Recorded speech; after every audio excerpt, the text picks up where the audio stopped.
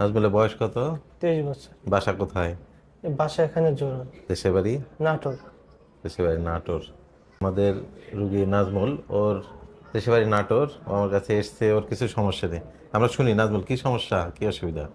Sir আমার এখানে sir খাওয়ার সময় এখানে ফুলে যায় স্যার, এখানে এত বড় হয় আবার এদিকে এরকম মোটা হয়, ফুলে যায়, ফুলে শক্ত হয়ে যায় স্যার।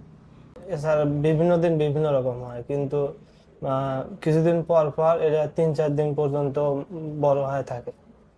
খুবই খারাপ লাগে স্যার।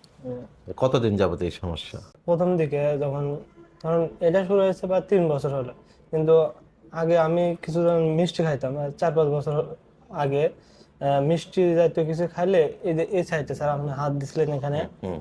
এখানে মনে হয় একটু চুলকানির মতো ইয়া হইতো, কিন্তু তখন কিন্তু ফুলে নাই। কিন্তু আমি বুঝতাম না, মনে হয় যে এমনি কিছুক্ষণ পর ভালো হয়ে যেত, কিন্তু এই আজ থেকে প্রায় 3 বছর আগে থেকে একদিন ভাত খাইতেছি, খাওয়ার পর দেখে কিন্তু ফুলে গেল।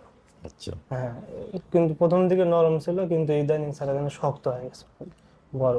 আচ্ছা, নাজমুল কিছু সমস্যার কথা বললো যে ওর আসলে এই গালের নিচে এই অংশটাতে ফুলে যায়, বিশেষ করে ও যখন খেতে বসে বা কোনো কিছু খায় তখন আসলে এই জায়গাটা ফুলে যায়।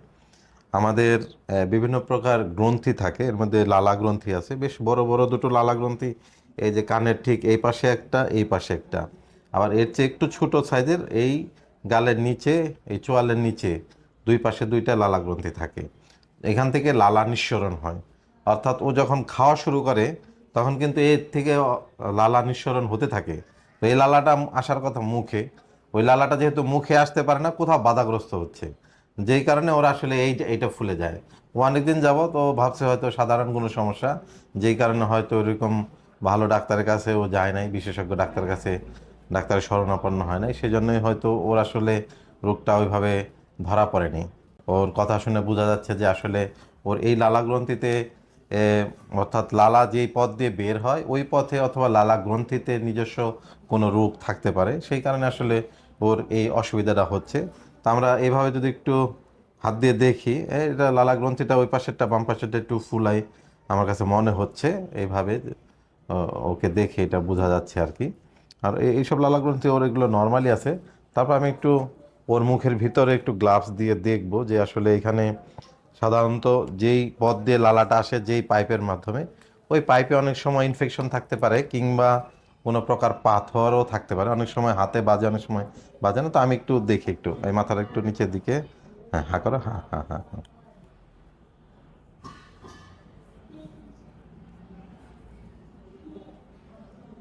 ওরকম আসলে হাতে তেমন কিছু পাওয়া যাচ্ছে না, তারপরেও আমরা ওর আমি তো সাধারণত এমনিতে পরীক্ষা নিরীক্ষা খুবই কম করাই, বিশেষ প্রয়োজন ছাড়া পরীক্ষা নিরীক্ষা একেবারেই করাই না। তারপরেও ওখানে কোনো রোগ আছে কি না দেখার জন্য আমি একটা এক্স রে পরীক্ষা করাবো। এটা হচ্ছে মুখের ভিতরে একটা প্লেট দিয়ে বিশেষভাবে এই এক্স রে পরীক্ষাটি করা হয়। এটাকে বলে X ray submandibular gland অক্লুসাল view, অর্থাৎ সে এখান যে এক্স রে প্লেটটা থাকবে সেটাকে একটু মুখের ভিতর দুই দাঁতের মাঝখানে চাপা দিয়ে ধরতে হবে, তারপরে ওই এক্স রেটা করা হয়।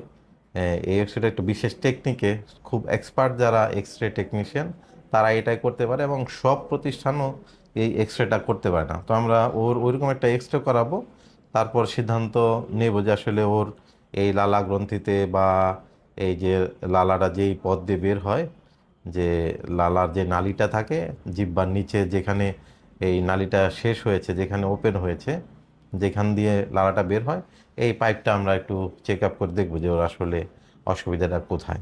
ধন্যবাদ।